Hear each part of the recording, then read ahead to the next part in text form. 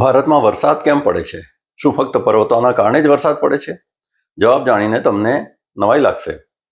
ઉનાળામાં ભારતની જમીન સમુદ્ર કરતાં વધુ ઝડપથી ગરમ થાય છે. તેથી જમીન પર નીચા દબાણનો વિસ્તાર બને છે.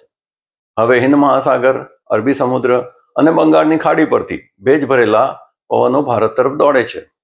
આ જ છે મોસમી પવનો, જેને આપણે ચોમાસું કહીએ છીએ.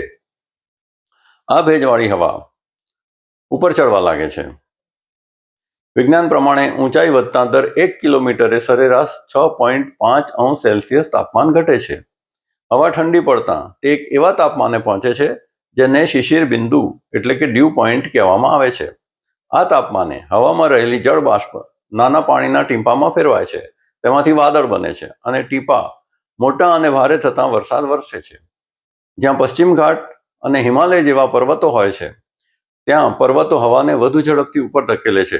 તેથી ત્યાં વધુ વરસાદ પડે છે. પરંતુ જ્યાં પર્વતો નથી, ત્યાં પણ જમીનની ગરમી, નીચું દબાણ અને હવામાનની અસ્થિરતાને કારણે હવા ઉપર ચડે છે અને વરસાદ પડે છે.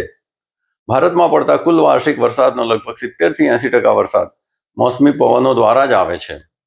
એટલે યાદ રાખો, વરસાદનું મુખ્ય કારણ મોસમી પવનો છે. પર્વતો વરસાદ વધારવામાં મદદ કરે છે, પરંતુ વરસાદ માટે પર્વતો જરૂરી નથી.